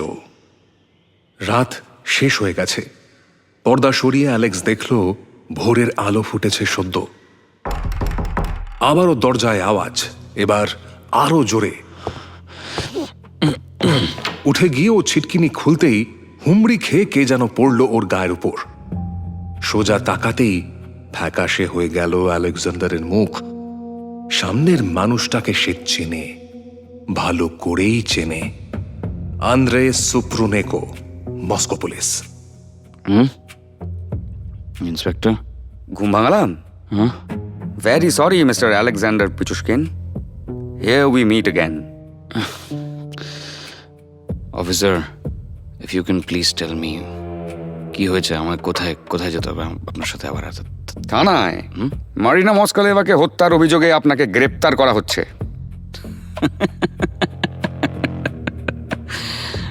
আমাকে থানায় যেতে হবে? মারি নাকি? প্রুফ, প্রমাণ প্রমাণ কোথায়? কি ভাবছেন প্রমাণ ছাড়াই মস্কো পুলিশ হাজির হয়ে যায় বারবার? ঘটনার দিন মেট্রোর সিসিটিভি ফুটেজে আপনাকে আর মারিনাকে একসঙ্গে দেখা গিয়েছে। ওর বাড়ির সামনের স্টেশন থেকে মেট্রো নিয়েছিলেন আপনারা। তাতে কি প্রমাণ হয়ে যায় যে আমি ওকে খুন করেছি? হ্যাঁ নিশ্চয়ই। হ্যাঁ, কিন্তু চিঠি কি? মারিনার লেখা চিঠিও যদি একই কথা বলে। কি চিঠি? এই প্রথমবার ভয় পেল আলেকজান্ডার। মারিনার চিঠি। পকেট থেকে কুচকানো কাগজটা বার করলো আন্দ্রে। তাতে লেখা, প্রিয় সের্গি, খাবার কিচেনে ঢাকা দেওয়া আছে, স্কুল থেকে এসে খেয়ে নিও কেমন? আলেকজান্ডারকে চেনো তো? আমি ওর সঙ্গে একটু বের হচ্ছি, ওর নম্বরও দিয়ে গেলাম। চিন্তা করো না কেমন, আমি জলদি ফিরে আসবো। With love, your mother Marina. আশঙ্কা আমার ছিলই, বুঝতে পারিনি তুই এতটা কুৎসিত। ছি, এর শেষ দেখে ছাড়বো আমি। একবার ভুল হয়েছিল, একই ভুল বারবার করি না। চল চল। টানতে টানতে অ্যালেক্সকে থানায় নিয়ে যায় আন্দ্রে। যদিও অ্যালেক্সের চোখে মুখে খারাপ লাগার লেশ মাত্র নেই। থানায় ঢুকে খুব হাসি পেল ওর। থানার চেহারাটা খুব একটা বদলায়নি এত বছরে। হাসি পাচ্ছে মাটারা। মুখের ভাবের কোনো পরিবর্তন নেই আলেকজান্ডারের, আগের মতোই আছে ও। এই, কিভাবে মারলি মারিনাকে? কিভাবে মারলাম? কেন? হাতুড়ি দিয়ে? ইউ বাস্টার্ড, পুরোটা বল। বলছি তো, বলছি। হাতুড়ি দিয়ে মাথার পেছনে মারলাম, পড়ে গেল, মরলো না, তাই আবার মারলাম। উঠে দাঁড়াতে গেল, তারপর আবার মারলাম, ব্যাস, আর পারলো না। বাকিদেরও একই ভাবে শেষ করেছিস? আরে কাউকে হাতুড়ি দিয়ে, কাউকে কাঁচের বোতল দিয়ে। মিখাইলকেও তুই মেরেছিলি তো? এবার বেশ জোরে হাসি পেল আলেকজান্ডারের। মিখাইল, সুইট ফ্রেন্ড মিখাইল, কতদিন পর নামটা শুনলো। কি অদ্ভুত কোইন্সিডেন্স। কি হলো, কানে কথা যাচ্ছে না? কতদিন পর মিখাইল, ও মাই গড। হ্যাঁ, আমি মেরেছিলাম, আমি। স্কাউন্ড্রেল, বডি কোথায় লুকিয়েছিলি? ও খুঁজে পাননি না? স্যাড, মাই গড, মস্কো পুলিশ। আমি বলে দিচ্ছি, বিটসা পার্কের নালায়। আপনাদের মস্কো পুলিশ ভালো করে খুঁজেই দেখেনি। Shut up! বাকি কথা আদালতে হবে। দিন 7 পর আদালতে তোলা হলো আলেকজান্ডার পিচুস্কিনকে। গোটা রাশিয়া তখন জেনে গিয়েছে তার কথা। কড়া নিরাপত্তায় আদালত চত্বরে নিয়ে আসা হলো তাকে। তার উপর জনরোষ তখন চরমে। বাইরে মিডিয়ার ভিড়, কোর্টরুম কানায় কানায় ভর্তি। মস্কোর বিভিন্ন জায়গায় poster, hang that bastard, kill that monster. Alexander নিরুত্তাপ, মুখ দেখে কিচ্ছু বোঝার উপায় নেই। যেন এজলাস নয়, দাবার বোর্ডের সামনেই বসে আছে ও। কোর্টে সরকারি কৌঁসুলি তাকে প্রশ্ন শুরু করলেন। নাম? আলেকজান্ডার ইউরেভিচ পিচুস্কিন। আপনার বিরুদ্ধে 48টি হত্যার অভিযোগ আনা হয়েছে, দোষ স্বীকার করছেন? না। সাইলেন্স। ইওর অনার, অভিযুক্তর বাড়ি থেকে পাওয়া চেস বোর্ড, ডায়েরি, মারিনার চিঠি, এ সমস্ত কিছুর ফরেন্সিক রিপোর্ট কিন্তু ইন্ডিকেট করে আলেকজান্ডার আসল খুনি। সেই সমস্ত প্রমাণ আমি এক এক করে কোর্টের সামনে তুলে ধরব। মাই লর্ড, আমি এই মামলার ইনভেস্টিগেটিং অফিসার মিস্টার আন্দ্রেই এর বক্তব্য আদালতে পেশ করতে চাই। আপনি কি কি প্রমাণ এখনো পর্যন্ত সংগ্রহ করেছেন? ইওর অনার, এই ব্যক্তি কম্পালসিভ লায়ার, আর শুধু মিথ্যেবাদী নয়, খুনি, ঠান্ডা মাথার খুনি। 14 বছর আগে নিজের প্রিয় বন্ধুকে নিজের হাতে খুন করেছে ও। নিজের মুখেই সে কথা স্বীকার করেছে কিছুদিন আগে। শুধু তাই নয়, এই 5 বছরে 48টা খুন করেছে অ্যালেক্স। 3টে অ্যাটেম্প টু মার্ডারের অভিযোগও আছে এর বিরুদ্ধে। মাথায় হাতুড়ি দিয়ে মেরে নির্মমভাবে শেষ করেছে ভিকটিমদের। সবকটা এক্ষুনি আদালতে প্রমাণ করা না গেলেও মরিনাকে যে এ মেরেছে তার বিয়ন্ড রিজনেবল ডাউট প্রমাণ আছে। অভিযুক্ত কিছু বলতে চান? বলতে চাই, সংখ্যাটা একটু ভুল হয়ে গিয়েছে স্যার। কি বলতে চাইছেন স্পষ্ট করে বলুন। খুনের সংখ্যাটা কম বলা হচ্ছে। আদালতে সময় নষ্ট করবেন না, যা বলার ঠিক করে বলুন। 48 নয় স্যার, 61। It's not 48, it's 61। আরো কিছু বেশিও হতে পারে। আপনাদের এই মস্কো পুলিশ তারা বডি খুঁজেই পায়নি, তাই কম বলছে, জানে না কিছু। গোটা আদালত নিস্তব্ধ, বিচারকও অবাক। আলেকজান্ডারের দিকে এক দৃষ্টে চেয়ে আছে আন্দ্রে। তাহলে আপনি সবটা কনফেস করছেন? হ্যাঁ, কিন্তু আমার একটা খারাপ লাগাও রয়েছে। ওই যে দাবার গুঁটি 64, 64, এই সংখ্যাটা পূর্ণই হলো না আমার। couldn't make it to 64। আচ্ছা, আপনারা ধরলেন যখন, কয়েকদিন পরে তো ধরতে পারতেন। আমি শেষ ঘরটায় পৌঁছতে পারলাম না মাই লর্ড। এর চেয়ে বড় অনুতাপ আর কি হতে পারে? আন্দ্রের ইচ্ছে করছিল আদালতের রায়ের অপেক্ষা না করে এখনই তাকে শেষ করে দিতে। দাঁতে দাঁত চেপে কোনো মতে নিজেকে সামলে নিল সে। কোর্টকে জানান আপনি এতজন মানুষকে কেন মারলেন। জীবনের মানে হারিয়ে ফেলেছিলাম স্যার।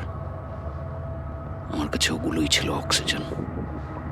কি করতাম আমি, কি করতাম? শশার চাষ করতাম, মাছ ধরতাম।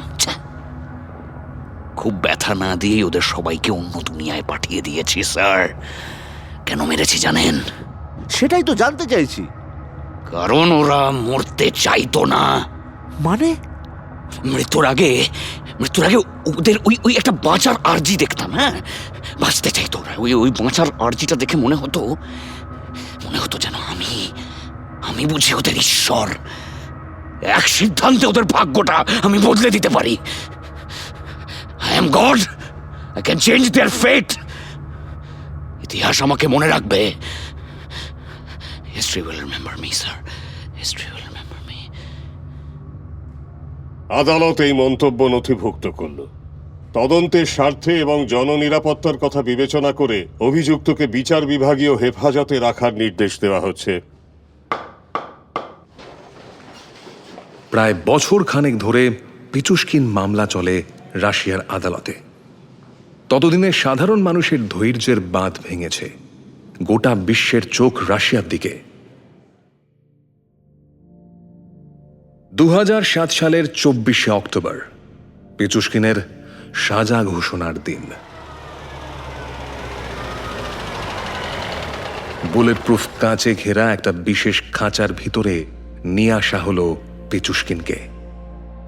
আশঙ্কা ছিল নিহতদের পরিবারের হাতে খুন হয়ে যেতে পারে আলেকজান্ডার নিজেই। মিনিট কয়েক পরে আদালতে ঢুকলেন বিচারক ভ্লাদিমির উসভ। তিনি বললেন, সাইলেন্স, সাইলেন্স। আপনারা জানেন আলেকজান্ডার ইউরিয়েভিচ পিচুস্কিনের আজ সাজা ঘোষণার দিন। মোট 49টি হত্যাকাণ্ডে অভিযুক্ত এই ব্যক্তি। তার বিরুদ্ধে খুনের চেষ্টা, ভয় দেখানোর অভিযোগও রয়েছে। মস্কো আদালত খতিয়ে দেখেছে পিচুস্কিনের প্রত্যেকটি খুনই নির্মম ও পূর্ব পরিকল্পিত। আর তাই আদালত আলেকজান্ডার ইউরিয়েভিচ পিচুস্কিনকে যাবজ্জীবন কারাদণ্ডের রায় শোনাচ্ছে। এর মধ্যে প্রথম 15 বছর তাকে কাটাতে হবে পোলার আউল কারাগারের সেলে, সম্পূর্ণ একাকী। The court is adjourned.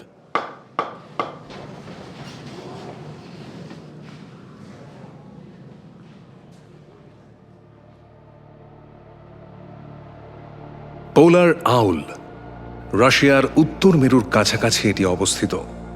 শীতকালে সেখানে তাপমাত্রা নেমে যায় -40 ডিগ্রির নিচে। মোটা লোহার দরজা, কংক্রিটের দেওয়াল, কড়া নজরদারি। রাশিয়ার কুখ্যাত অপরাধীদের রাখা হয় এখানে।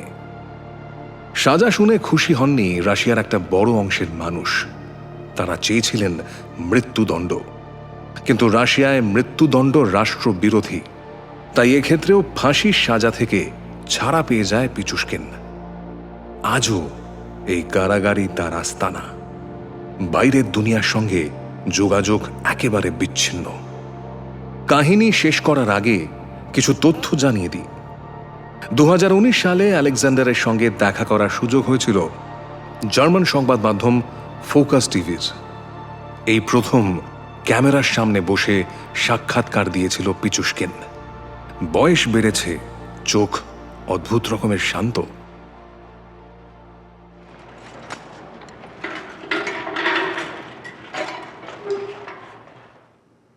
অনুশোচনা হয় না। ভিকটিমদের পরিবারের কথা মনে পড়ে না? না। কেন? খুন না করলে আমার জীবন অসম্পূর্ণ থাকতো। আপনি কি কখনো থামতে চেয়েছিলেন? না, চাইনি। আপনার প্রিয় বন্ধুকেও আপনি মেরেছিলেন। What about that? মেরেছিলাম মিখাইল। ও আমার সাথে বিশ্বাসঘাতকতা করেছিল। মনে পড়ে সেদিনের কথা? Oh, how can I forget that, Mikhail, Mikhail. You see, Mr. Journalist, my first murder was my first love. প্রথম প্রেমের মতো বলবো কি করে? এখন যদি আপনাকে মুক্তি দেওয়া হয়? ঘর তো এখনো পূর্ণ হয়নি, পূর্ণ করতে চাই। 64 Remember the number. সাংবাদিক আর কোনো প্রশ্ন করেননি। শোনা যায় নিজের সাজা কমানোর জন্য আদালতে আর্জি জানিয়েছিল পিচুশকিন। আদালত সেই দাবি মানেনি। আমৃত্যু পোলার আউলেই কাটাতে হবে তাকে। আলেকজান্ডারের মা নাতালিয়া ছেলেকে অন্ধভাবে ভালোবেসেছিলেন আজীবন। সেই যে খুনি, এটা জানার পর শারীরিকভাবে অসুস্থ হয়ে পড়েন তিনি। এক সাক্ষাৎকারে বলেছিলেন, ও যদি অন্য জায়গার অপরিচিত কাউকে খুন করত হয়তো এতটা খারাপ লাগতো না, কিন্তু অ্যালেক্স তার পরিচিতদেরও ক্ষতি করেছে। এ বড় অন্যায়। ছেলের সঙ্গে যোগাযোগ রাখেননি নাতালিয়া। আলেকজান্ডার পিচুশকিন বিশ্বাস করত 64টা খুনেই সম্পূর্ণ হবে তার জীবনের কাজ। ও থেমেছিল 61তে। দাবার বোর্ডের শেষ 3টে ঘর আজও আর চিরকালই তার নাগালের বাইরে থেকে গেল। বরফ শীতল সেলে এখন ভটকা ছাড়াই ঘুম আসে পিচুশকিনের। দাবার বোর্ডের সঙ্গে বন্ধুত্ব আছে কিনা সেটা কেউ জানে না। তবু সেলের কোণে মাঝে মধ্যে হাতের আঙুল দিয়ে কি একটা কাল্পনিক বোর্ড আঁকেও কে জানে। গোটা দুনিয়ার কাছে এসে নরখাদক, monster, the chess board killer Alexander Pichushkin. কিন্তু নিজের কাছে তার এই খুনগুলো ছিল শুধুই একটা অসমাপ্ত game of chess.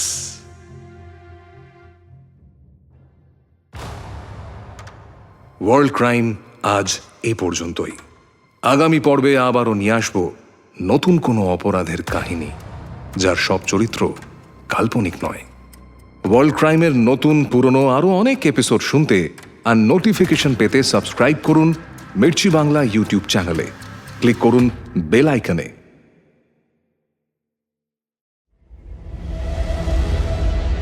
Mirchi Bangla অরিজিনালসের বিশেষ নিবেদন, ক্রাইম কথা কথা কথা।